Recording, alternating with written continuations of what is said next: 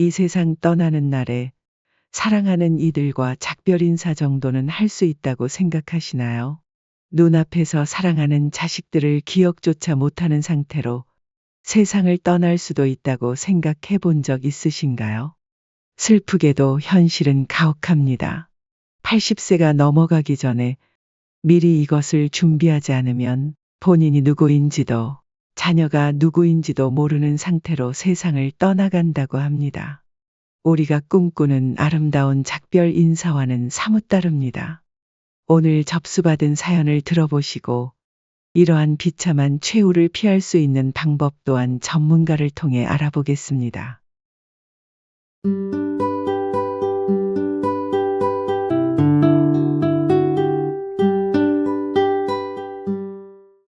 안녕하세요. 노후챙김입니다. 우리가 살아가는 세상은 100세 시대라고들 하죠. 물론 100세 시대라고 해서 모두가 100세까지 사는 건 아닙니다. 실제로 한국의 평균 수명은 90세를 넘기지 않습니다. 그래서 대다수는 80세의 문턱에서 인생의 큰 변화와 마주하게 되죠. 80세 초반을 넘어서면서 우리는 삶의 가장 어두운 단면과 마주하게 되는 것이죠. 점점 사소한 물건조차 들기 어려워집니다. 또한 기억은 우리를 배신합니다. 가장 소중했던 사람들의 얼굴조차 기억해내지 못하게 됩니다. 따라서 60대, 70대의 몸과 마음을 돌보지 않는다면 뒤늦게 후회를 하게 됩니다. 오늘은 김 할머니의 사연을 통해 이것을 80대 전에 준비해야 하는 게 얼마나 중요한지에 대해 알아보겠습니다. 구독과 좋아요는 영상 제작에 큰 힘이 됩니다. 자, 그럼 김 할머니의 사연 시작합니다. 김 할머니는 요즘 부쩍 기억을 잊는 일이 많아졌습니다. 아침이면 창가에 앉아 마당의 작은 텃밭을 바라보곤 했습니다. 할머니는 유독 좋아하는 마당의 꽃들에게는 자식의 이름이나 손주의 이름을 붙여 정성껏 키우고 있었습니다. 그러던 어느 날 마당의 정원에서 피어난 꽃의 이름을 기억해낼 수가 없었습니다. 김 할머니는 순간 너무 당황했습니다. 예쁜 장미야, 내 이름이 뭐더라? 할머니가 속삭이듯 장미꽃에게 물었습니다. 잠시 후 떠오르지 않는 이름을 뒤로하고 물만 주었습니다. 그리고 그때까지는 당황스럽긴 했지만 크게 대수롭지 않게 생각했다고 합니다. 이후 김 할머니는 오후에 장을 보기 위해 마트를 다녀오는 길이었습니다. 그리고는 집 현관문에 멈춰 섰습니다. 할머니는 집 현관의 비밀번호를 떠올리려다가 또다시 막혔습니다. 답답한 마음에 아들에게 전화를 걸어 도움을 청했습니다. 엄마, 걱정 마. 다 괜찮을 거야.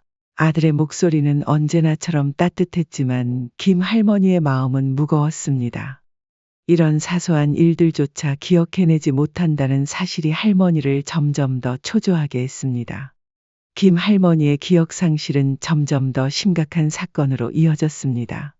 어느 날 할머니는 손꼽아 기다리고 있던 손주의 유치원 졸업식 날짜를 완전히 잊어버려 졸업식에 참석을 못하게 됐습니다.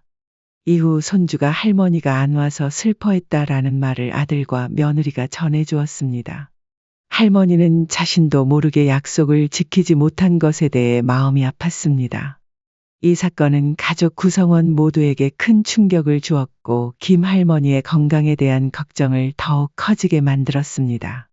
김 할머니와 가족은 결국 병원을 찾아 전문적인 진단을 받기로 결정했습니다. 오랜 시간 동안 가족들 사이에서 논의된 후 아들은 어머니를 조심스럽게 병원으로 모시고 갔습니다. 그 길은 모두에게 무거운 침묵으로 가득 찼지만 동시에 혹시 모를 희망을 갖고 있기도 했습니다. 병원에서의 검사는 몇 시간 동안 이어졌고 김 할머니는 여러 가지 신경학적 검사를 받았습니다. 의사는 김 할머니와 아들을 진료실로 불러 진단 결과를 설명하기 시작했습니다. 의사의 설명에 따르면 김 할머니는 초기 단계의 치매 증상을 보이고 있었습니다. 이 소식을 듣는 순간 할머니는 아들 앞에서는 담담한 척했지만 속마음은 한순간에 무너져 내렸습니다. 의사는 치매는 적절한 관리와 치료를 통해 증상의 진행을 늦출 수 있다고 설명했지만 할머니는 완치할 수 없는 질병이라는 설명에 더 신경이 쓰였습니다. 치매 진단 후 김 할머니는 깊은 혼란과 부정 속에서 방황했습니다. 어느 날 김 할머니는 자신이 오랫동안 애지중지해온 마당의 정원에서 또 다시 꽃들의 이름이 기억나지 않았습니다. 이젠 다 필요 없어. 이게 다 무슨 소용이야.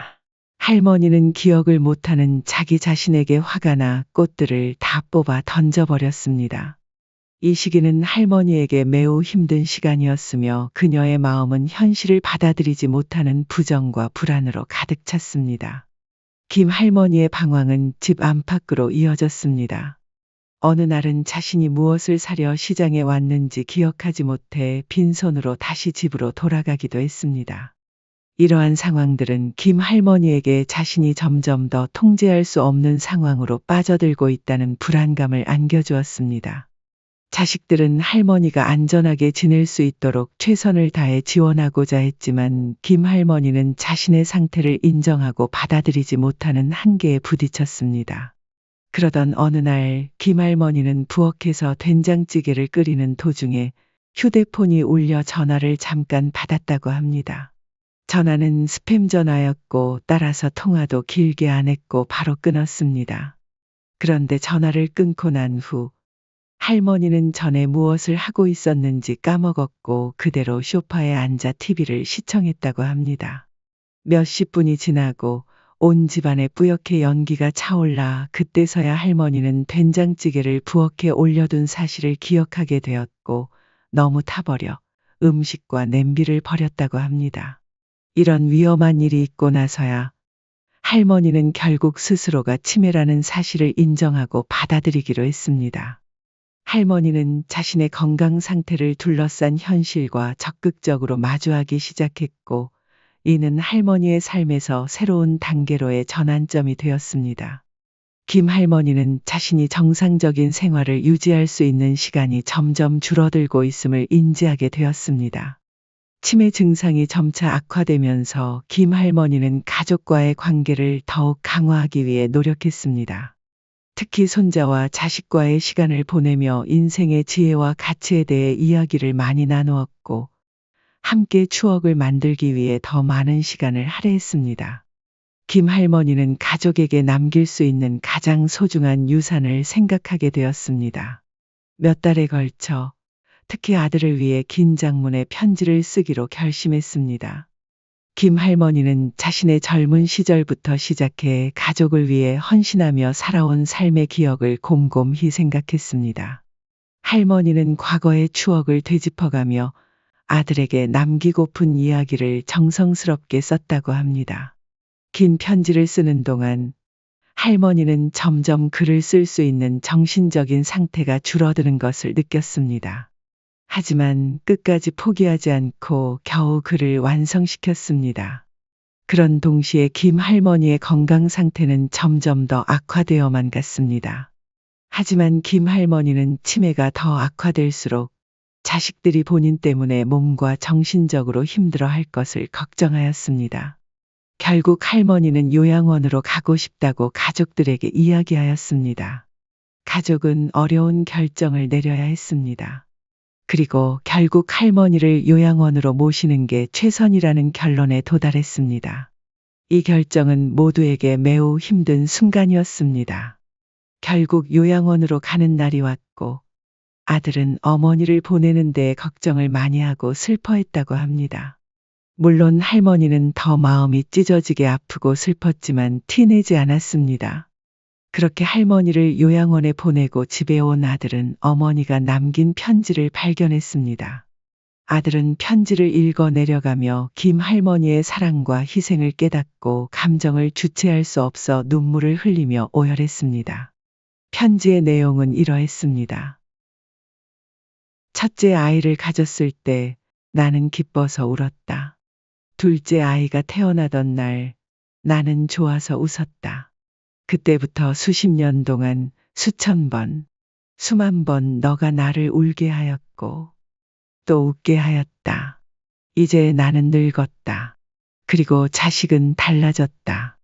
나를 기뻐서 울게 하지도 않고 좋아서 웃게 하지도 않는다. 내게 남은 것은 너희에 대한 기억뿐이다. 처음엔 진주 같았던 기억이 중간엔 내 등뼈를 휘게 한 기억으로 지금은 깨진 유리처럼 조각난 기억만 남아있구나. 너의 첫걸음마, 첫 단어 그리고 너의 모든 첫 번째 순간들이 내 기억 속에 아련하게 남아있구나. 이제는 그 기억들마저 점점 희미해져 가는구나. 나는 너에게 마지막으로 남길 수 있는 것이 무엇일까? 나의 기억이 점점 사라져 가고 있는 지금 남기고 싶은 마지막 말은 내 아들 사랑한다 뿐이구나. 아들아, 앞으로 어떤 어려움에도 굴하지 말거라. 항상 희망을 갖고 앞으로 나아가거라. 이 세상에서 만나게 될 모든 사람들에게 친절을 베풀거라. 아, 내 아들들만은 나 같지 않기를. 너희들의 늙음악이 나 같지 않기를. 너를 너무나도 사랑하는 엄마가. 여러분, 이 슬픈 사연을 듣고 어떤 감정이 드셨나요? 김 할머니와 그녀의 가족이 겪은 이야기는 우리에게 많은 것을 생각하게 합니다. 가족 간의 사랑, 삶의 소중함, 그리고 불가피하게 마주치게 되는 건강의 문제들에 대해 깊이 공감하게 됩니다. 이러한 사연을 통해 우리는 인생에서 마주할 수 있는 어려움에 대비하는 방법과 그 어려움 속에서도 희망을 잃지 않고 사랑을 지켜내는 방법에 대해 다시 한번 생각해 보게 됩니다. 하지만 이 슬픈 사연을 통해 우리가 얻을 수 있는 교훈은 여기서 끝나지 않습니다. 바로 우리 자신과 우리 가족의 건강을 지키기 위해 우리가 할 수 있는 일들에 대해 더 깊이 이해하고 실천하는 것입니다. 특히 치매와 같은 뇌 건강 문제는 누구에게나 발생할 수 있는 문제이기에 이를 예방하고 관리하는 방법에 대해 더 알아보는 것이 중요합니다. 치매 예방과 치료에 관련하여 한국에서 가장 유명한 세브란스 병원의 의사 선생님이 쓰신 치매 예방 방법에 대한 글을 읽어드리겠습니다. 끝까지 들으시고 꼭 이 방법들을 실천해 보세요. 자, 시작하겠습니다. 치매 예방을 위한 첫 번째 단계는 건강한 생활 습관을 유지하는 것입니다. 규칙적인 신체 활동은 뇌 건강에 긍정적인 영향을 미칩니다. 매일 적어도 30분 이상의 걷기, 수영, 자전거 타기와 같은 활동은 뇌에 산소와 영양을 공급하며 뇌세포를 활성화시킵니다. 또한 혈압과 콜레스테롤 수치를 정상 범위 내로 유지하는 것도 중요합니다. 이는 심혈관 건강을 지키는 것뿐만 아니라 치매 발생 위험을 낮추는 데에도 도움이 됩니다. 식습관 또한 치매 예방에 중요한 역할을 합니다. 지중해식 식단과 같이 신선한 과일과 채소, 통곡물, 올리브 오일, 견과류 및 생선을 포함한 균형 잡힌 식단은 뇌 건강을 지키는 데 도움이 됩니다. 특히 오메가-3 지방산이 풍부한 음식은 뇌 기능을 개선하고 뇌 건강을 유지하는 데 필수적입니다. 정신적 활동도 치매 예방에 있어 중요한 부분입니다. 새로운 언어를 배우거나 악기 연주, 그림 그리기, 퍼즐 풀기와 같은 취미 활동은 뇌를 자극하고 인지 능력을 향상시킵니다. 이러한 활동은 뇌의 다양한 영역을 활용하게 하여 뇌세포 간의 연결을 강화하고 인지 기능 감소를 늦출 수 있습니다. 치매 예방에 관한 우리의 노력은 여기서 멈추지 않습니다. 건강한 생활 습관과 함께 정기적인 건강 검진과 뇌 건강을 위한 적극적인 관리도 매우 중요합니다. 정기적인 건강 검진을 통해 혈당, 혈압, 콜레스테롤 수치와 같은 치매의 위험 요소를 조기에 발견하고 관리하는 것은 치매를 예방하는 데 있어 필수적인 부분입니다. 또한 가족력이나 다른 건강 상태를 고려하여 전문가와 상의하며 개인에 맞는 예방 전략을 수립하는 것도 중요합니다. 사회적 교류 역시 치매 예방에 있어 중요한 역할을 합니다. 친구나 가족과의 꾸준한 사회적 활동은 정신 건강을 유지하고 우울증과 같은 치매 위험 요소를 줄이는 데 도움이 됩니다.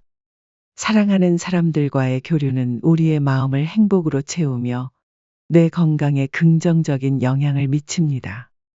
마지막으로 스트레스 관리는 치매 예방에 있어서도 중요한 부분입니다. 장기적인 스트레스는 신체 및 정신 건강에 부정적인 영향을 미칠 수 있으므로 요가, 명상, 깊은 호흡 운동과 같은 스트레스 해소 방법을 통해 마음의 평화를 유지하는 것이 중요합니다. 여러분, 김 할머니의 사연을 통해 우리는 많은 것을 느끼고 배웠습니다. 이제 그 교훈을 바탕으로 우리 자신과 사랑하는 사람들의 건강을 지키기 위한 노력을 시작해야 할 때입니다. 건강한 생활 습관을 유지하고 정기적인 건강 검진을 받으며 사회적으로 활발하게 활동하고 스트레스를 적절히 관리함으로써 우리는 치매와 같은 뇌 건강 문제의 위험을 줄일 수 있습니다. 이 모든 노력을 통해 우리는 더 밝고 건강한 미래를 만들어 갈 수 있습니다. 감사합니다. 구독과 좋아요는 영상 제작에 큰 힘이 됩니다. 여기까지 노후챙김이었습니다.